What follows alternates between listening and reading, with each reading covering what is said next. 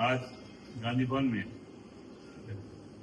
मैं उस्मान बिन मोहम्मद अल हाजरी contested MLA in charge Karwan constituency, मेरे साथ जनाब शेख अकबर साहब कंटेस्टेड एमएलए मलकपेट इंचार्ज, और साथ में हमारे अशफाक खान साहब वाइस चेयरमैन तेलंगाना प्रदेश कांग्रेस कमेटी माइनॉरिटी डिपार्टमेंट, साथ में यूथ लीडर हमारे मकबूल अल हाजरी। आप लोगों को आज इसलिए यहाँ पर जहमत दी गई कि आज कैंपेनिंग खत्म होने वाली है 5 बजे और जुबली हिल्स कॉन्स्टिट्यूंसी का बाई इलेक्शन का प्रचार 5 बजे खत्म होने वाला है। इस सिलसिले में मुसलसिल केटीआर साहब के जो बातें हो रही हैं कि कांग्रेस के ताल्लुक से, कांग्रेस पार्टी के ताल्लुक से हमारे सीएम रेवंत रेड्डी साहब के बारे में, तो मैं और औकाफ के ताल्लुक से उन्होंने जो जो बातें की है, मैं थोड़ा सा मुख्तसर माजी में ले जाना जरूरी समझता हूं। हम तेलंगाना मूवमेंट में जोर शोर के साथ जनाब जहीरुद्दीन अली खान मरहूम के साथ, जनाब गदर साहब के साथ बहुत काम किए। हर पुलिस स्टेशन में हम लोगों की उस दौरान में अरेस्टिंग हुई, क्योंकि उस दौरान में हमारे महमूद अली साहब कई मरतबा हमारे मकान को आए थे। हम तमाम साथियों से मिलकर यही गुजारिश किए थे कि आप केसीआर साहब से मिलिए। केसीआर साहब से आखिरकार मुलाकात हुई और हम जब उनसे मुलाकात हुई तो उन्होंने हस्बे साहब सबको मालूम है कि वक्त को जुडिशल पावर देने के बारे में बात की थी, और साथ में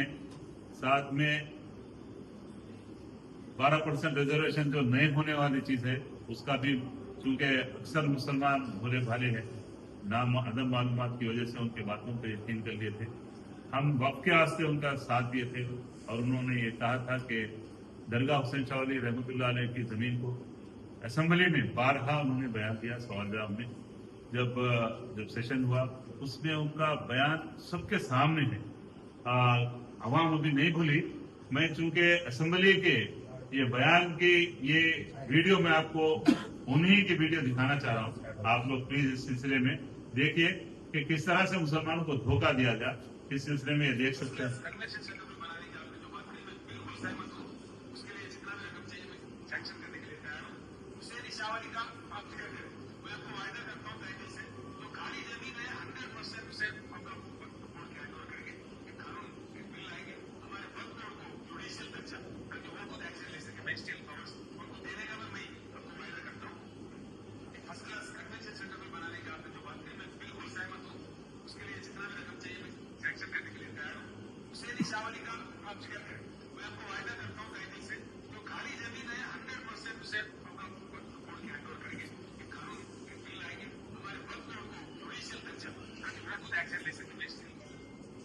ये सबूत है किसी की बोली हुई, किसी के सुनी हुई, उन्हीं के केसीआर साहब की खुद ये बातें हैं जो असेंबली में एक नहीं एक से ज्यादा कई मरतबा उन्होंने असेंबली में स्टेटमेंट दिए थे, अपना बयान दिए थे।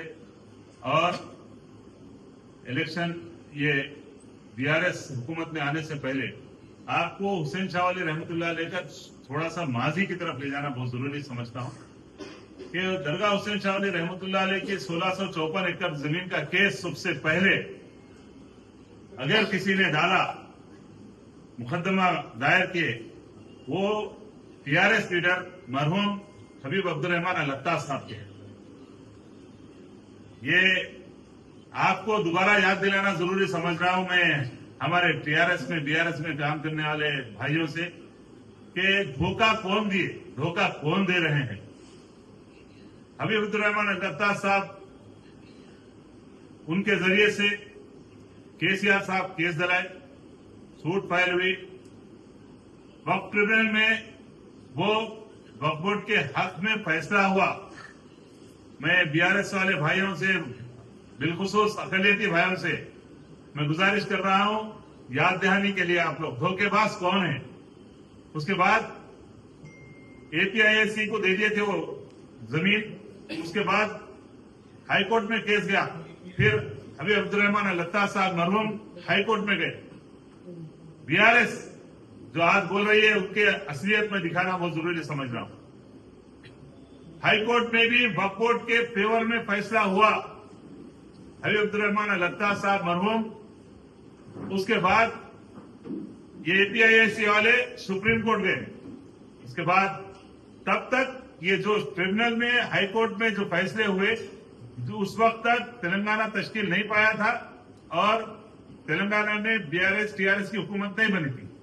उस जैसे ही और बारहा उन्होंने ऐलान किया था केसीआर साहब कि ये हमारी हुकूमत बनते ही जो हलफनामा एपीआईसी की तरफ से जो दायर किया गया सुप्रीम कोर्ट में, उससे हम दस्तबरदार इख्तियार कर लेंगे और वक्फ बोर्ड के हक में फैसला करा देंगे कि जमीन हैंडओवर करा देंगे। क्योंकि केस जीता हुआ था ट्रिब्यूनल में हाईकोर्ट में, तो उनके वादे पे हम सब कह रहे भाई बिल्कुल आपने वादा किया कि जो जमीन है 1654 एकड़ जमीन मुसलमानों के हक में हो जाएंगे। जो करोड़ों रुपए सिर्फ एक लैंको हिल्स में जो नुकसान हुआ, जो मुकदमा जो जैसे ही वक्फ बोर्ड सुप्रीम कोर्ट में केस गया, सुप्रीम कोर्ट में जैसे ही हमारे केसीआर साहब की हुकूमत बनी, जब हम भी उनके साथ वोट दिए, तो उस वक्त बड़े से बड़े विकला को रखकर इन्होंने गवर्नमेंट लैंड साबित करने के लिए केस लड़ा। जो मुसलमानों के साथ वादा किए थे कि हलफनामा वापस लेंगे, उन्होंने बहुत ही साजिश के जरिए से वक्फ बोर्ड के ऑफिशियल्स को मिलाकर, जबकि वहां पर याद रखिए एक बहुत ही दियानतदार ऑफिसर तहसीलदार, उनका नाम है इलियास अहमद साहब, सुप्रीम कोर्ट में वक्फ बोर्ड की तरफ से पैरवी कर रहे थे, उनको जिम्मेदारी दी गई थी। सुप्रीम कोर्ट में जब केस चल रहा था, उन्होंने मुदल्लिल पूरे दलाइल पेश कर रहे थे। उस वक्त जैसे ही केसीआर गवर्नमेंट को मालूम हुआ, इलियास अहमद साहब को फौरी उसी दिन यानी फौरी असर के साथ उनको ट्रांसफर ला लिए, वापस ले लिए उनके खिदमत, रेवेन्यू उनको भेज दिए वक्फ बोर्ड से। और 7 महीने तक इलियास अहमद साहब को जिम्मेदारी नहीं दी, कहीं भी घर पे बिठा के रख दिए ये केसीआर साहब। और उस एक जमीन में हमारा मुसलमानों का 1 लाख करोड़ का नुकसान हुआ। मेरा उस वक्त का भी स्टेटमेंट है, आप लोगों को सारी चीजें आपके पास दरगाह हुसैन चावली रहमतुल्लाह अलैह की पूरी डिटेल है, आपके व्हाट्सएप पे वो भी इंशाल्लाह भेज दूंगा। मैं अवाम से गुजारिश कर रहा हूं कि पहचानिए, एक छोटे छोटे 2500 का जमीन है, 1 एकड़ 6 गुंठे जमीन, वो भी बोर्ड लग गया। केटीआर साहब बोले डिफेंस लैंड है। केटीआर साहब वक्त की गजट के मुताबिक जॉइंट सर्वे हुआ 2 दिन पहले, फहीम कुरैशी साहब और उनके साथियों ने जाकर वहां पर उसका सर्वे कराए। वक्फ बोर्ड और डिफेंस वाले, रेवेन्यू वाले जाके वो ऑलरेडी 1 एकड़ 6 गुंठे पे बोर्ड लगाए, 2500 गज नहीं।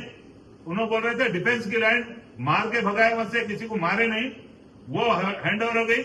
और जो देरीना मसला था बोरामुंडा के मुसलमानों के लिए बहुत ही अहम है मसला, और पूरे हर जगह कब्रिस्तानों के बड़े मसाइल है, तदफीन के लिए बड़े मसाइल थे, और उन लोगों ने जो मुतालिबा रखा वो जायज मुतालिबा, हम भी उसकी तायद में थे। अल्लाह के फजल से पुंगिलेटी श्रीनिवास रेड्डी साहब, फहीम कुरैशी साहब 1 एकड़ सर्वे नंबर 127 में हुकूमत जैसे ही ये रिजल्ट हो जाएगा, ये वादा करे वो जमीन भी कब्रिस्तान के हवाले करेंगे। और आपको मालूम है कोहिनूर ग्लास फैक्ट्री की जमीन भी अल्हम्दुलिल्लाह वो भी वक्फ जमीन साबित हो गई है, वक्फ ही देंगे। केटीआर साहब सिर्फ धोखा दे रहे हैं, केटीआर साहब के वालिद साहब भी धोखा दिए। ये सामने आपके सुख के सामने हमने ये सबूत पेश किया। आप तमाम से गुजारिश है 5 बजे चूंकि ये खत्म होने वाली है मुहिम, उससे पहले आप लोग बेदार हो जाइए, पहचानिए मुसलमानों का कौन है, मुसलमानों का साथी कौन है। कांग्रेस पार्टी आपके साथ है। कांग्रेस पार्टी इस मुल्क को आजाद कराने में कांग्रेस पार्टी का हाथ है। इसमें मुसलमानों की, लाखों मुसलमानों की भी कुर्बानियां हैं। इसके सदर मौलाना अबुल कलाम आजाद रहमतुल्लाह अलैह, मौलाना मोहम्मद अली जौहर रहमतुल्लाह अलैह, बड़े बड़े उलमाए किराम गुजरे। इस जमात को फिरका परस्त जमात जाहिर करने की ये बीआरएस चूंकि बीजेपी की हमनुमा पार्टी है, उन लोगों की साजिश है। आप तमाम से गुजारिश है कि 11 तारीख के दिन आप लोग नवीन यादव के हक में हाथ के निशान पे वोट दीजिए और बीआरएस को पहचानिए। कब्रिस्तान हम दे रहे हैं, वादा किए, इंशाल्लाह हम कब्रिस्तान दे के रहेंगे, चाहे कुछ भी हो जाए। जीत हार अल्लाह के हाथ में है, लेकिन कब्रिस्तान हम इंशाअल्लाह ताला कब्रिस्तान और जो मसाइल है मुस्लिम मसाइल और डेवलपमेंट के जो भी मसाइल है हम ही करेंगे। मागंटी गोपीनाथ जी कभी भी आके 10 साल तक कोई काम नहीं करे मुसलमानों का, अकलियतों का। मैं गुजारिश कर रहा हूं तमाम अकलियती भाइयों से, सेक्युलर भाइयों से, हिंदू भाइयों से भी 11 तारीख के दिन आप बिला खौफ खतर जाइए और कांग्रेस के हक में हाथ के निशान पर वोट दीजिए। रेवंत रेड्डी साहब के हाथ को मजबूत कीजिए। हमारे महेश कुमार गौड़ साहब टीपीसीसी प्रेसिडेंट, उनके हाथ को मजबूत कीजिए। कांग्रेस पार्टी को मजबूत कीजिए। अस्सलाम वालेकुम व रहमतुल्लाहि व बरकातुहू।